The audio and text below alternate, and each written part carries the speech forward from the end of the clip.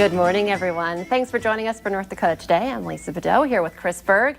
And I have to call it Thursday because I have a throwback Thursday for you today. This is always fun. I can poke fun at myself, especially the different hairstyles that I go back in the day. One of our producers from the Valley Today had one of those, Facebook memories pop up. Yeah. And she sent it to this whole thread of us working in the mornings. Look at that. That was from 8 years ago. She's like, I think in the message, she was like, look at your short hair. That was the first day I returned back from maternity leave with my second baby. So 8 years ago, look how happy I am. I think I'm like deliriously tired. Now I had two little girls at home, but anyway, I thought that would, I should have, if I would have known she was going to send that, I would have gone in search of that jacket to see if I was going to say, that looks like the MSU jacket, doesn't it? No, it kind of does, but this one's red. I do remember this one. I'm not sure if I kept this one. I didn't have the same sentimental attachment. But that was Julie Holgate, one of our Valley Today producers, and you can kind of see the post there. Our anchor is back after maternity leave, which we were talking this morning about how long. I think I took 10 weeks both times with the girls and then came back kind of part-time for good for you for 2 weeks, kind of did some half days to get used to it. And I think that was just yesterday. How can that be 8 years ago? My Bailey is Was it hard though coming back? Like, I mean, that's just 10 weeks, yeah. And I don't know, if you're at home and you have kids, it's maybe different for everyone. I thought leading up to having to come back was harder. Like, oh my gosh, there's only 2 weeks left.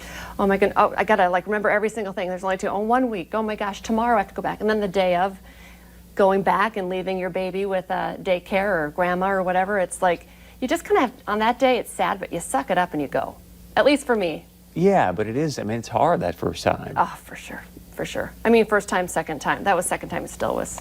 But still, it's a different human being, I guess what I'm saying. Yeah. So it's the first time with that particular human being. I remember, when we dropped Isabella off at kindergarten, and it was just sort of like, it just sort of jolts you, because you're like, oh, I'm placing this young person in another person's hands for most of the day. Like, this is weird, but okay, I guess, we're going to be okay. When I think about it, the second time with Bailey, my mom came and helped for those 2 weeks, too. That makes a big difference. I trust my mom, obviously. She did a pretty good job when she was mothering.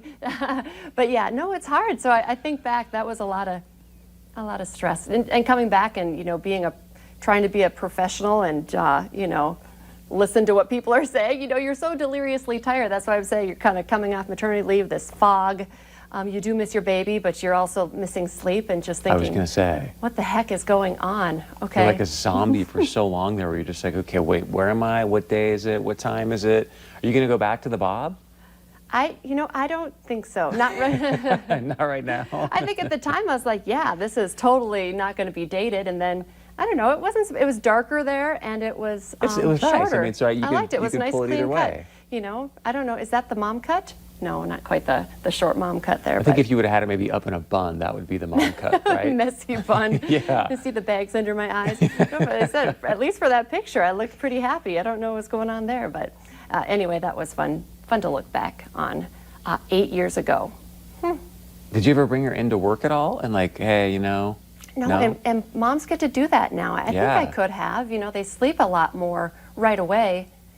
I was going to say, you could just put her like right on the little back panel there, and I would think, we love to have puppies and stuff in the studio. If somebody's going to walk a puppy around, they could rock my baby while Exactly. I know. Well, times are a little bit different now than they were 8 years ago and 12 years ago.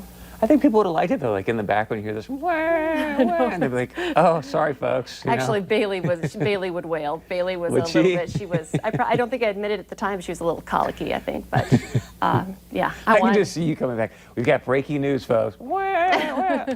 Don't mind that. Here's the breaking news. I can just keep going. That's the ultimate multitasking mom there.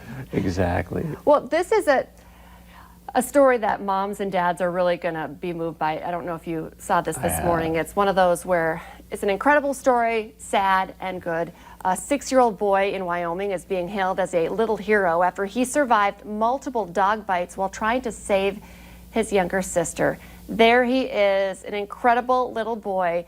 It was an Instagram post that first caught everyone's attention. The boy's aunt said 6-year-old Bridger Walker saved his sister's life by standing between her and a charging dog. Family members said after he was bitten, he actually grabbed his sister's hand and ran for safety. He didn't even stop. He reportedly received more than 90 stitches. And I Oh, saw my on Twitter goodness. this morning, Captain America had a special message for him. So I didn't get a chance to see the actual message. I just saw it. It was trending on Twitter, which is good because look at that young man. And apparently he even said in the Instagram post, according to the Instagram post, he was like, look, if somebody had to go, I wanted it to be me, not her. I and read that too, and I Yeah. thought, oh my goodness, you know, and he was so young. So sad. 6-year-old little boy. So Yeah. our hearts are with him for sure. There's some healing that needs to go there. It's heartbreaking to see that picture and see, Oh. you know, how he looks, and yet your heart is just warmed by the fact that he was like, no, not my little sister. you Just see think her when she kinda, wants like, to like date when she's in high snuggle school, into this him? is like Yeah. a sign of like any boy that even thinks about hurting his sister is Exactly. going to be in trouble. So an incredible story, and he really is a little hero. And He looks pretty content right there, you know, Yeah, I mean, he considering what does. he's been through. And you know, tough Yeah. kid. That's a Ouch. bond. That's an Oof. incredible bond between a brother and a sister. Bit of a turn here, but I found this interesting. I don't know how many date nights you and Aji go on. I make my husband bring me out on dates all the time, but now we can bring the restaurant to your own house. It's a fun way to get out of the house, a safe way though, because a lot of people don't want to go to restaurants still. It's a new mobile dining restaurant in the FM area. It's called the Little Bistro. Look how cute that is. Nice. Owners say the idea was COVID-19 inspired. They will drop off the trailer for up to 2 hours. Inside, you have a cheese plate and either a bottle of wine or 2 crowlers of beer from Soul Avenue Kitchen and Junkyard Brewing. Pricing starts Great at $200, but it depends on how many. You can have up to 6 people in there, so you could do a couple's date. Yeah. At first I was thinking, you know, just in the driveway, as long as you're, you know, just have the babysitter go inside, you go outside. Right. But if you're really romantic, you know, maybe have them bring that over to, I don't know, where A would nice be a nice location Yeah, and- where you yeah. have quite the view. I'm not sure. Maybe overlooking the river, or just That's a overlooking, really nice idea. you know, farm fields or something like that around this time. We're getting into harvest season where I think it's beautiful out there too. Right. Just put like some mosquito net up there. Yeah, that's you'll, true. You'll be good. Do they provide mosquito netting?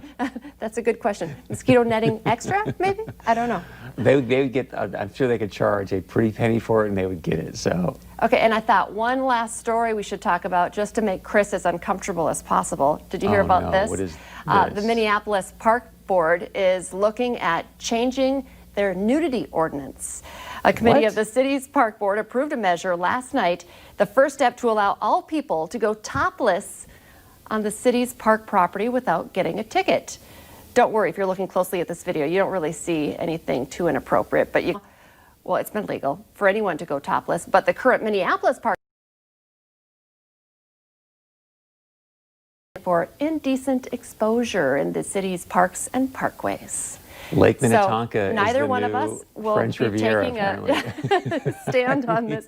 I know. What is this in Minnesota? There's only a couple of you know, warm months. They just want to bear it all. That is Some of just them. bizarre. Actually, I'm but kind okay. of surprised by how many people are taking part just in this small That's what I was amount of gonna video. say, like- It's like, who wants this? Apparently, there's a large group of people. Minneapolis would be where it would happen to. All right, so stay tuned. We'll update you on anything that happens there. Coming up on today's show, how you can get your hands on some fresh